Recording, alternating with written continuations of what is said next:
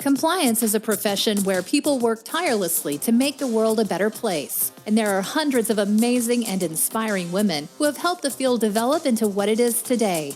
Great Women in Compliance is part of the Compliance Podcast Network, so join Mary Shirley and Lisa Fine as they talk with women in compliance who are making a difference. Hi, you're listening to the Great Women in Compliance podcast on the Compliance Podcast Network, hosted by Mary Shirley and Lisa Fine. I'm Lisa Fine, and today I'm speaking with Gwen Romack, who is the Senior Director of Legal and Regulatory Compliance at VMWare, where she's been for the past 4 years. Prior to that role, she spent about 20 years at HP, growing her career first outside of compliance and then in the area of ethics and compliance, building a public sector program.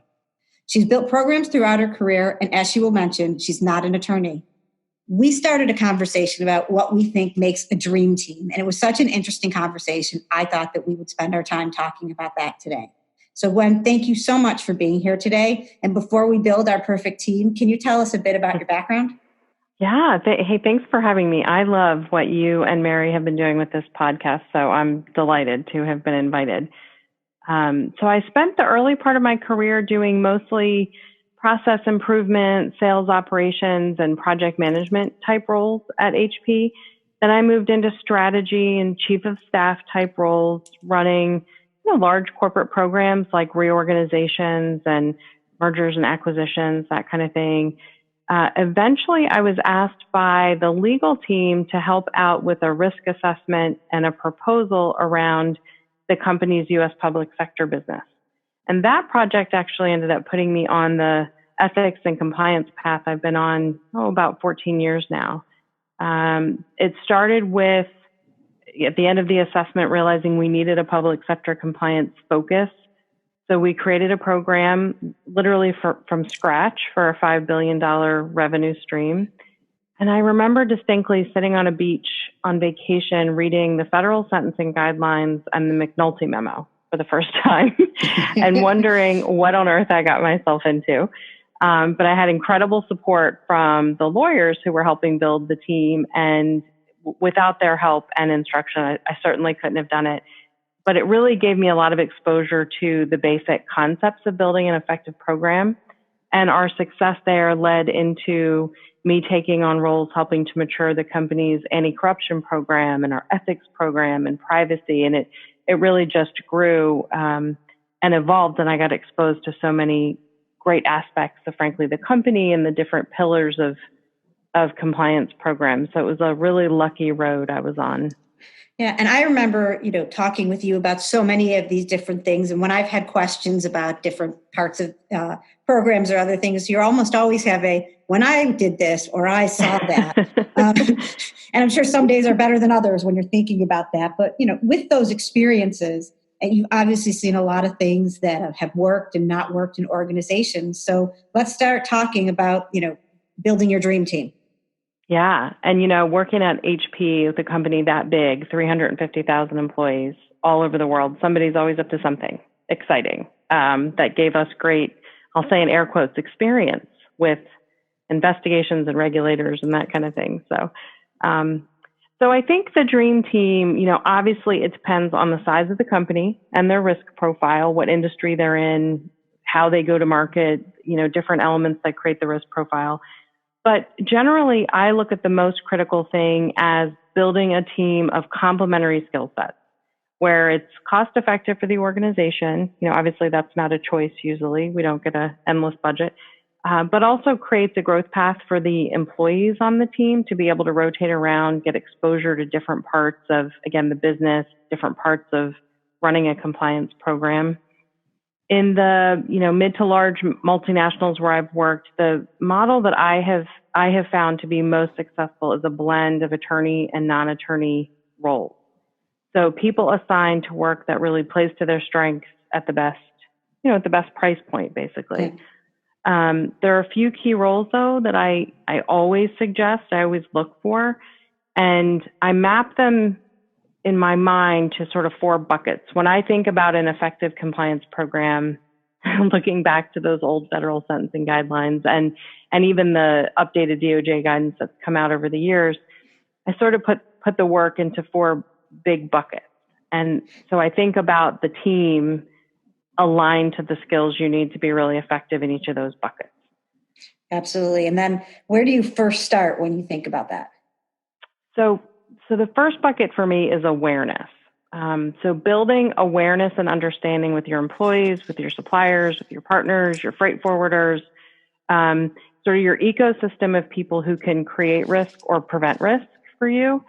So that's having really effective policies that are written in simple speak that everyone can follow, fun and engaging training, fun and engaging compliance communication campaigns, reminders throughout the year that are cute and catchy.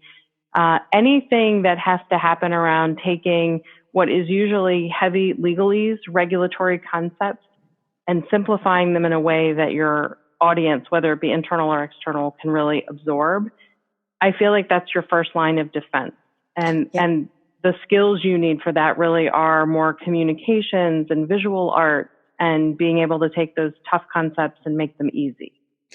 Yeah, I absolutely agree with that. I also feel like as an attorney, I can be thorough, and I'm not terrible at writing some of that, but I know that I need somebody else, like somebody in a communications or someone who's not so deeply steeped in what they're trying to do for the policy to make things more user friendly. I mean, I want it to be something people aren't going to roll their eyes or relate to. So I think as an attorney, it's been something that's really important. I've been very fortunate in both of the roles I've been in for the longest time to have communications or other training and development team members who know how to make it like creative and kind of have a vision that comes from it. It's like, make me sound like what I would like this to sound like, not the lawyer I just wrote this as. So, yeah, that is so true. It's huge. It makes a huge difference from my side to know that that somebody's going to be able to do that and help not losing meaning. So it's a really important role. It is. And it's an art, and I often need a lawyer to make me not as funny. Sometimes I'm too funny when I draft something and they have to reel me back in. So that's one kind of key area, that sort of those soft skills and that communication piece. And the second bucket I think about is process controls. So how, as a company, throughout finance, marketing, sales, procurement, all the different corners of the company, how are we preventing and detecting bad stuff? And that, for me, I have found the most success using folks who are heavy in process design, process improvement skills, and project management. And if you can find one person that has both, that's the secret sauce. Because what I look for is someone who I can teach them the regulatory underpinning or the risk concept. I can go over with them internal audit findings or the outcome of an investigation and say, okay, we got to go plug this hole. Here's the stakeholders across the different groups. Go work with them, usually through influence. Make friends and convince them they want to put this process control in place, and then build it, make sure it's effective, get everyone on the same page. That takes that project management and that process mindset. And ideally, if you can find someone who's actually worked in those areas, really been in the business roles that speak the language, know the systems, have friends they can call in for favors, that's even better. So I look for folks who, even if they don't have that compliance background, I can give them that. Right. And I think that sometimes, and I've heard about this in different programs and seen it, is that sometimes someone will come in on a rotation or something from another group. So even if you don't have the skill set or the individual forever or can't have it, just bringing that knowledge and mindset in is also something that can, help places too. Yeah, for sure. Yeah, for sure. And go ahead. And I know that you got some more points on that. Yeah, well, I was going to jump to the third bucket, but when you just talked about the rotation, it made me think. I used to watch at HP, internal audit was really good about rotating in business folks and really taking advantage of their knowledge and experience deep down in the processes and the day-to-day operations. And interestingly, that's sort of my third bucket. So my third bucket is monitoring and assurance. It's the people who are analytical. They can take data, look for macro trends. They can drill into the process and critically, with a critical eye, sort of figure out, is it working? I can't tell you how many times over the years we'd put a process in place and we would go look and make sure their folks are following the process, and they were. But that's not the same thing as the process is getting the outcome you need it to get. Yeah. Sometimes, processes don't work the way you want and they don't create the desired outcome. So obviously relying heavily on a great relationship with internal audit is important. But I like to have folks in my team who can look at our own work product, look at the processes we've gone out and helped implement in the organization, and really take a look at, are they working? Are they effective? Are they doing what we think they ought to be doing? Yeah, I think the internal audit relationship can make such a difference, because I've seen ones that work well and ones that are more challenging. And just this past week, I was talking to some members of our internal audit team, and just the interchange of ideas and where we could both sort of help each other, both build relationships and look at things. I mean, it just it's a really fantastic feeling and a great kind of trust level to know that you're all kind of watching out. Oh, yeah. And you can cast such a wider net. I mean, internal audit's another area where they rarely have a huge budget and lots of people with bandwidth. So if you can partner on, here's the stuff my team's going to keep an eye on and go, kind of go poke at. Here's the trends we're seeing or the red flags that you guys maybe want to handle more formally. Complement each other's work again with sharing that information. That is so huge. So you're right. That's another relationship that really has to be symbiotic. Yeah. And you have a fourth pillar. I do have a fourth. So the fourth pillar is my catch-all for everything else. I haven't come up with a clever name, but usually I call it just sort of mitigation. So this is where I really put a heavy focus on having an attorney usually helping. So I tuck things in here like monitoring the regulatory and the enforcement environment. What is going on out there?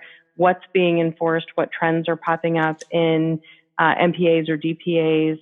Really reading through and translating that into the company's risk profile and our risk tolerance, and being able to make those nuanced judgments about this is something we need to put some focus on, keeping us aware, sort of looking outward into the industry, dealing with investigations, either internally when we find something and needing to think through what's an adequate remediation for that, dealing with government inquiries when they inevitably come, providing compliance counseling, things like business gifts and courtesies, DDQs that come in with, maybe something in the gray space we have to figure out. So I really like having an attorney available who's steeped in all those nuances, who also understands all the compliance, everything going on across all the pillars, basically, right, who can help us have that critical eye. How effectively are we doing our work? Do we have any blind spots? That kind of thing. That's great. Now, let me ask a question about, now that you've talked about that a little bit, how do you see the role of the attorney versus the non-attorney? I know that you've already just talked a bit about the mitigation and direction, but how are you now allocating the resources on our well-pillared team? Yeah. So, as always, I'll pretend to be a lawyer and say it depends. I've learned that lingo at least. So it depends on the budget, depends on the folks on the team, of course, and what their interests are. But I try to treat it a bit like a help desk model where you've got front desk, lower cost resources. I've offshored a lot of ethics and compliance work successfully to India and Costa Rica and other low cost locations. And you've got sort of the second level desk where harder questions can be answered and issue spotting can happen. And then I try to use the attorneys for, like I said, more of that when we're in a gray space, when we're in a nuanced area, or when, frankly, the folks in the ethics and compliance team who might be doing a process every day, they might get a blind spot, not even realize something is happening that they need to be, tuning into or looking for a red flag around. So I think it's helpful if everybody works, again, sort of in conjunction and complementary, but I look to the attorneys to be a bit more in the thought leadership, big picture space, and helping to guide sort of the rest of us around how we're doing and what we're doing. Yeah. I mean, and one thing I think is, the idea that everybody on the team has to learn the business operations. In that situation, I don't think it matters if someone's an attorney or a non-attorney, because if you don't know the business and you can't speak the language of the people in the business, it doesn't, that for them, it becomes less significant and less important. If you're actually knowing what they're doing, I think it makes a huge difference. And I think that way from a perspective, that one thing on the team, it doesn't matter what you are if you're not going to relate to the rest of the people you're working with out there. Oh, that's totally true. And from I've seen over the years the non-attorney career path really start to develop and explode. But I've also seen if you're not conscious about giving your folks, attorneys and non-attorneys, ways to rotate through different parts of the program, they'll get bored. If one person is stuck doing business gifts and courtesies for 3 years, they will lose their mind, in my experience. So have the person responsible for the third-party due diligence job swap with the gifts and courtesies person, or do 50-50. Find different ways for folks to shadow audit or process improvements, and just be able to explore the different parts of the program itself, the ethics and compliance program, and not get stuck sort of in one area of expertise. That's the one key thing, is you've got to let folks move between the pillars. Right. No, that makes sense. Working together, and I, talking about it, you have a really good analogy on it. So I was hoping you could share that. Yes. So this is my new way I describe this to people. When building a new home, which I've never had the torture of doing, but when building a new home, you really need a great architect and you need a great general contractor, and you need all the subs who come in and are experts at their respective roles. And they all have to kind of work together against the same blueprints. They're all trying to satisfy the same customer, deliver on time, and have the house look and work the way you want. But they bring very different skills and expertise to the build. Some of them can swap and do some things for the other. They may have overlaps in their skill sets, but I don't want a general contractor figuring out the engineering load on my second story. And I really don't want an architect picking the subs that are going to come in and do the work the way it needs to be done. So that to me is a great example of the attorney and non-attorney complementary skill set. You need the architect and the general contractor. Yeah. And I don't know which one of the two of those I am when you put it in that way, but I can tell you that you sound like you know a lot more about it for somebody who hasn't done that. You're talking about knowledge and non-knowledge. You talked about being attorney versus non-attorney. We haven't really talked that much about gender. So, have you experienced any of the challenges based on that? That you'd want to talk about a little bit. Yeah, certainly imposter syndrome. I know we've talked about that a lot you've talked about that a lot with other guests on this podcast, and it's comforting, frankly, to hear other women talk about it and own up to it. I suffered terribly from the traditional gender-related imposter syndrome for really most of my career. No matter how successful I was, no matter how fast I was promoted, I always had that lurking doubt. And, I don't know if it's the magic of reaching a certain age or seeing, enough years of success, but that largely dissipated over time. Certainly hearing about imposter syndrome from women I respected also helped a lot, which is part of why I love what you're doing with this podcast. It makes it more real. Yeah. Unfortunately, though, I decided to replace one neuroses with another, and I decided to adopt a new imposter syndrome related to, what we've been talking about, being a non-attorney. A lot of the roles, particularly at my level of seniority, companies want an attorney in that role. And I interpreted that for a long time as, what's wrong with me? Do I need to go get my JD, go sort of suspend things and go to law school? I still today read job descriptions that every single item on that list I've done, I can do with one arm tied behind my back. And then you get to the bottom and it says JD required, must be active in a bar. So that's been the one I've replaced with the, instead of gender, I focus on that now and shouldn't, and I have to stop myself. I will say I've seen it improving. Mm-hmm. I've seen a lot more consciousness when folks are sitting down and really thinking about how to design the resources, like you said, building the dream team. Not everybody on that team needs to be an attorney. Not everybody needs to be at that price point. They really are complementary skills. And folks seem to be, I think, getting more, more tuned into that. But I'd love to see more job recs out there for do not need a JD. Right. Well, as we also talked about with imposter syndrome or just generally, and this has been, and I apologize to anyone listening if I've said this to you before, but and you and I talked about it, the idea of, I always think, just go for it. A lot of times men will look at something that says JD, or as I often say, speaks fluent Spanish. I would look at something like that and say, I really can't do this. I don't speak Spanish. And some men will look at it and like, meh, ordered a cerveza once in Mexico. I'm good, and they may not ultimately get the job, but, at least putting it in there. And, I've also seen that the same thing is that a lot of times the people with the imposter syndrome are usually the most substantive ones there. The imposters are the ones who it would never occur to.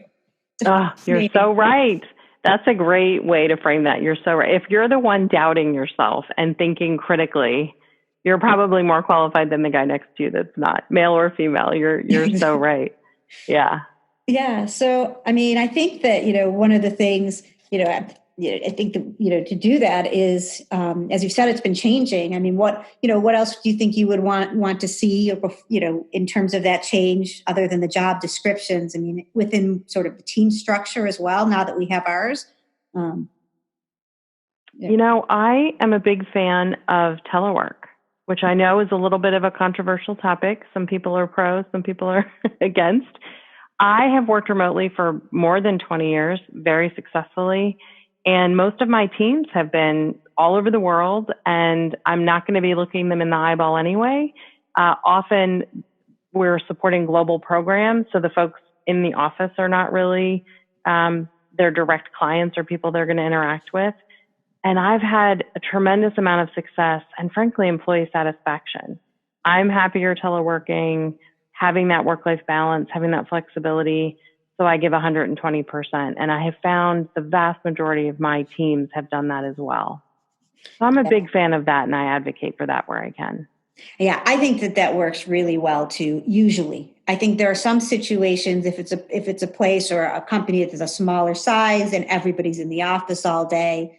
I think sometimes you can still be the trailblazer, but I think there are certain times it's just harder as part of the culture. But I think more and more today in all cultures of offices, it works really, really well. And if you have the right type of personality for it, I think it can. And it has to be consciously done. I have to concentrate, and it's sort of an art, but on building deep and wide relationships. I have amazing working relationships with folks all over the world who I've never set eyes on. And that takes a lot, you have to consciously build those relationships deep and wide. But if you get good at that, it can be pretty effective. And you're right. There's times when you just need to be together in a room, scratching on a whiteboard, brainstorming, working through things, going out to dinner and getting some cerveza. Those are very important. And I don't mean to minimize that, right. But these are hard jobs generally in the ethics and compliance field. They can be incredibly high stress. They can be a lot of late hours, a lot of thankless, having to deliver news folks don't want. Yep. So if you can offer that, you can do it in yoga pants a couple days a week. Perk. It can go a really long way to folks feeling comfortable and confident and sort of staying on this career path. So that's another one that I'm a big advocate. I am too. I think it is a great thing. I also think when you're empowered to work from remotely as you need to, and there's that trust in you, not only do you value it and it helps you feel really good about the perk, you really do value the time you get in person with people, because you not only make it even more useful, it's enjoyable because you're getting to see, it's like you're seeing your friends you haven't seen in a while. Yeah, for sure. And with that, thank you so much for being a friend that I haven't seen in a while and got to speak today. And also, I just want to mention to everybody on the call, Gwen is also one of the people who is a judge for the Women in Compliance Awards and has done a lot of work on that. And it's a wonderful. Congratulations on your nomination. That was not why I was putting that out there. I just think it's very remarkable what you all do. But it's got a lot of excitement. I was personally for the podcast super excited. That's a little selfish. We do appreciate, and Mary and I, all the kind things that people have said to us recently. We hope we can live up to it. And with that, thank you again so much, Gwen. And on behalf of Mary, me, the Compliance Podcast Network, and also our sponsor at Corporate Compliance Insights, thanks so much and have a great day. Take care. Thanks for joining us for this episode of Great Women in Compliance. We hope you'll join us in honoring the great women in the compliance field by subscribing to this podcast and leaving a review.